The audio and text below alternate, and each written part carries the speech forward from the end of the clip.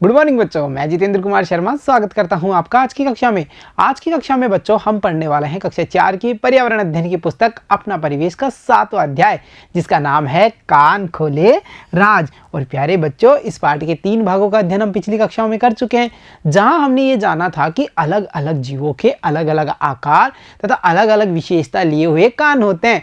इन कान की सहायता से वो अपना जो शारीरिक क्षमता है या शारीरिक विशेषता है उन्हें भी प्रदर्शित करते हैं। जैसे किसी के कान आकार में बड़े हैं, किसी के कान आकार में छोटे हैं, कोई खतरा होने पर अपने कानों को खड़ा कर लेता है, कोई अपने कानों को खड़ा करके ऊंची ऊंची कुलांचे भर करके दौड़ लगाता है। बच्चों, साथ ही साथ हमने इस अध्याय में महात्मा जी से जाना था कि इन कानों के आधार पर या कान को देख करके हम ये पता कर सकते हैं कि कौन से जानवर या जीव अंडे देंगे और कौन से जानवर या जीव बच्चा पैदा करते हैं। बच्चों, जब हमने अध्याय से इतना सारा ज्ञान प्राप्त कर लिया है तो क्यों ना इस अध्याय पर आधारित जो हमारे अभ्यास प्रश्न हैं उनका भी अभ्यास कर लिया जाए। तो चलो बच्चों, शुरू करते हैं हमारे अभ्यास प्रश्न। और अभ्यास प्रश्नों में जो हमारा पहला प्रश्न है वो देखिए, निम्न में से बच्चे देने वाला जानवर है। यहाँ पर कुछ जीव जंतुओं के नाम हमें दिखाए गए हैं, उनमें से हमें ये बताना है कि इन जानवरों में से ऐसा कौन सा जानवर होगा जो बच्चे देता है।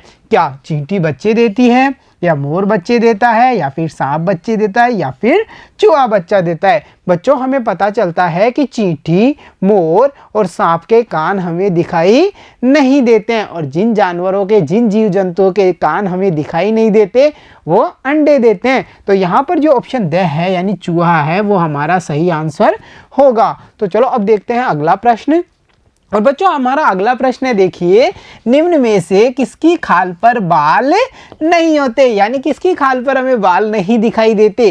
क्या गाय के तो हमें दिखाई देते हैं बाल, भालू के तो कितने लंबे लंबे बाल होते हैं।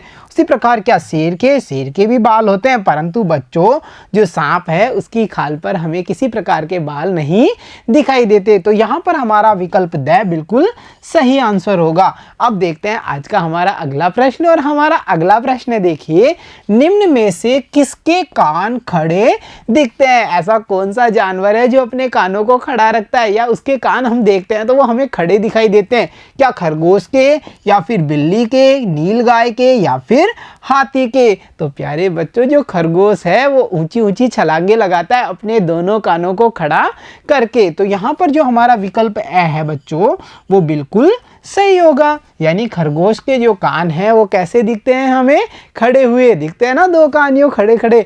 अब चलते हैं अगले प्रश्न पे। बच्चों, हमारा अगला प्रश्न है, कान बाहर दिखाई नहीं देते हैं। ऐसा कौन सा जीव जंतु है जिसके कान हमें बाहर दिखाई नहीं देंगे। क्या हिरन के हमें दिखाई देते हैं, सांप, गाय या फिर शेर। तो बच्चों, हिरन, गाय और शेर के कानों को हम बाहर से देख सकते हैं, वो शरीर के बाहर हमें दिखाई देते हैं, परंतु जो सांप होता है उसके कान कभी हमने नहीं देखे हैं, यानी विकल्प ब का हम चयन करेंगे और ये हमारा सही उत्तर होगा। तो चलो अब देखते हैं अगला प्रश्न। और बच्चों, हमारा अगला प्रश्न है, रिक्त स्थानों की पूर्ति कीजिए। यहाँ पर दिए गए जो रिक्त स्थान है उनमें हमें सही विकल्प का चयन करना है, सही शब्दों का चयन करना है और इस रिक्त स्थान की पूर्ति करनी है। जैसे देखिए, पहला है, मुर्गी खाली जगह देती है। क्या देती है, बच्चे या अंडे। अंडे देती है ना, तो हम यहाँ लिखेंगे कि मुर्गी अंडे देती है। और हमारा जो विकल्प है, मतलब जो खाली स्थान है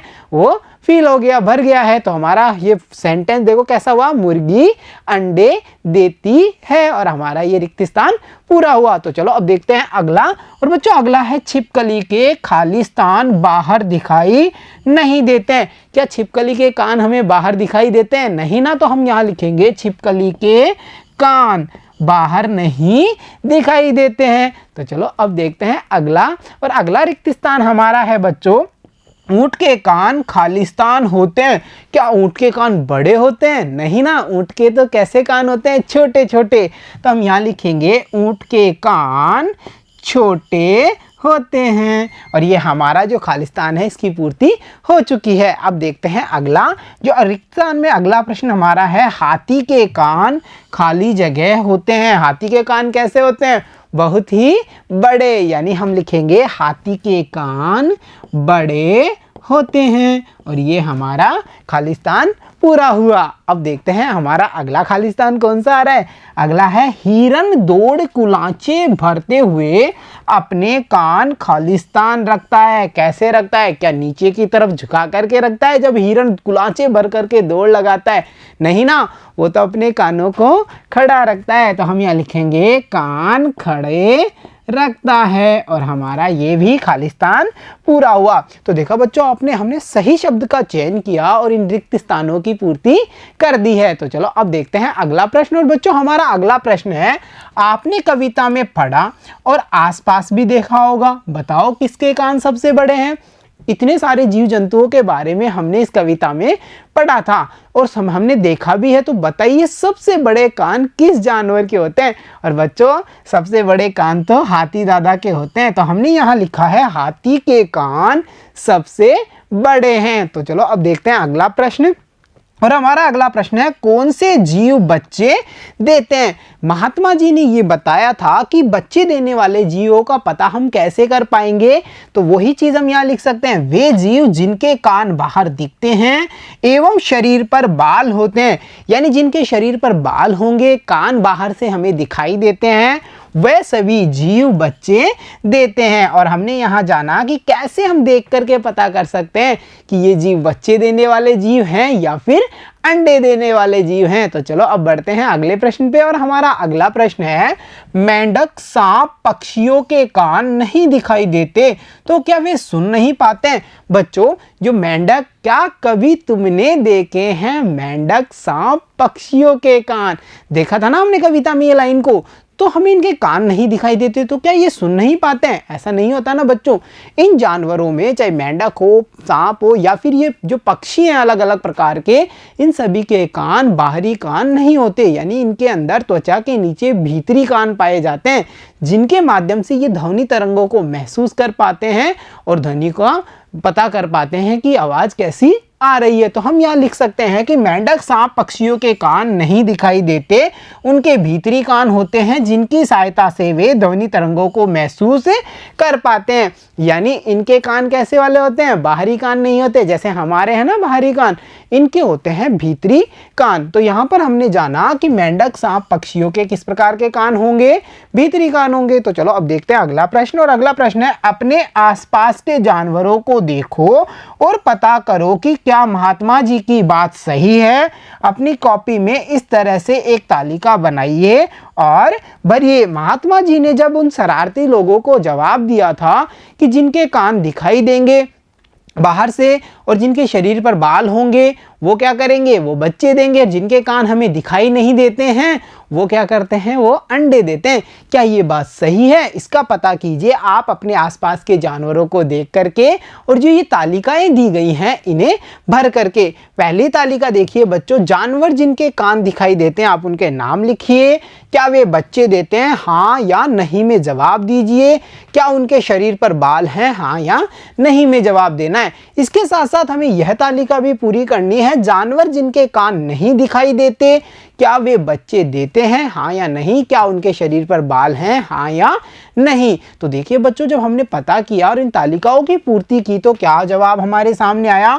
जानवर जिनके कान दिखाई देते हैं, जैसे जिराफ, गाय, बकरी, भैंस, भालू, कुत्ता, ये सब वो जानवर हैं जिनके कान हमें बाहर से उनके शरीर पर दिखाई देते हैं। जब हमने दूसरी बात का पता किया जो महात्मा जी ने बताया था कि जिनके कान दिखाई देंगे वो क्या करेंगे? बच्चे देंगे। तो देखिए जिराफ बच्चे देता है, बिल्कुल हाँ। गाय भी बच्चे देती है, बकरी भी बच्चे, भैंस, भालू और कुत्ता, ये वो जानवर हैं जो बच्चे देते हैं। बच्चों साथ ही साथ महात्मा जी ने यह भी कहा था, क्या उनके शरीर पर बाल हैं? यानी उनके वो बच्चे तो देंगे, कान भी दिखाई देंगे, परंतु उनके शरीर पर बाल भी होने चाहिए। तो देखिए जिराफ, गाय, बकरी, भैंस, भालू, कुत्ता, इन सभी जानवरों के शरीर पर हम बालों को देख सकते हैं। यानी इन जानवरों के बारे में जो महात्मा जी ने बात बताई थी वो बिल्कुल सही थी। तो हमने ये जाना कि महात्मा जी के अनुसार जानवर जिनके कान दिखाई देंगे वो बच्चे देते हैं, शरीर पर बाल होते हैं। एक बात महात्मा जी की हमने पता कर ली कि ये सही थी। दूसरी वाली बात, तो दूसरी वाली सारणी के अनुसार हम दूसरी बात का भी पता करते हैं। जानवर जिनके कान नहीं दिखाई देते, तोता, मेंढक, सांप, कौवा, मोर, ये सब वो पशु पक्षी हैं जिनके कान हमें दिखाई नहीं देते हैं। बच्चों, महात्मा जी ने ये कहा था जिनके कान नहीं दिखाई देंगे वे बच्चे नहीं देते हैं, यानी वे अंडे देते हैं। तो देखिए, तोता हो, मेंढक हो, सांप हो, कौवा हो या फिर मोर हो, ये सब बच्चे नहीं देते हैं। और साथ ही साथ बच्चों, इनके शरीर पर बाल भी नहीं होते हैं। तो हम कह सकते हैं कि महात्मा जी ने जो बात बताई थी वो बिल्कुल सही थी। उन्होंने जो जानवरों की पहचान करना बताया कि कौन बच्चे देंगे, कौन अंडे देंगे, वो हमारी तरफ से हमने चेक किया, उसको जांचा, तो पता चला कि ये तो बिल्कुल सही बात है। तो चलो अब देखते हैं हमारा अगला प्रश्न। और हमारा अगला प्रश्न है, नीचे लिखे प्रश्नों को पढ़कर खाली जगह में सही शब्द भरिए। यहाँ पर फिर से हमें खाली जगह दी गई है और सही शब्द का चयन करना है और इसकी पूर्ति करनी है। जैसे गाय के कान दिखाई देते हैं, गाय खालिस्तान देती है। गाय के कान हमें दिखाई देते हैं, क्या गाय अंडे देती है? नहीं ना, गाय तो बच्चे देती है। तो हम यहाँ लिखेंगे बच्चे और इस शब्द की पूर्ति से हमारी जो खाली जगह है उसकी पूर्ति हो चुकी है। तो चलो अब देखते हैं अगला। और अगला रिक्त स्थान है, मुर्गी अंडे देती है, उसके कान हमें दिखाई देते हैं क्या? नहीं दिखाई देते ना। तो हम लिखेंगे कि उसके कान दिखाई नहीं देते और ये हमारा रिक्त स्थान पूरा हुआ। बच्चों, अगला रिक्त स्थान है, बिल्ली के कान हमें दिखते हैं, वह क्या करती है? वह भी बच्चे देती है। तो हमें यहाँ पर ये पता चला कि बिल्ली के कान हमें दिखाई देते हैं और वह बच्चे देती है। तो अगला रिक्त स्थान देखते हैं और हमारा अगला रिक्त स्थान है, खालिस्तान के कान नहीं दिखते, वह खालिस्तान देती है। अब जिसके कान नहीं दिखते हैं और वो हमें खालिस्तान देती है, ऐसा कौन? तो देखिए बच्चों, जो चिड़िया है, हम यहाँ लिखेंगे चिड़िया के कान हमें नहीं दिखते हैं, वह अंडे देती है और हमारा रिक्त स्थान पूरा हुआ। तो इस प्रकार से बच्चों आपने देखा कि अभ्यास प्रश्नों को हमने बड़ी सरलता से हल कर दिया, क्योंकि हमने जो हमारा अध्याय था कान खोले राज, उसको बड़ी गहनता से पढ़ा और उस इतने सारे जानवरों की जो अलग अलग विशेषताएं थी उनके कानों को लेकर के वो हमने सीखी और उन पर आधारित हमारे सारे अभ्यास प्रश्नों का अभ्यास हमने कर लिया है। तो प्यारे बच्चों, आज की कक्षा में इतना ही। मिलता हूँ आपसे अगली कक्षा में, तब तक के लिए धन्यवाद बच्चों।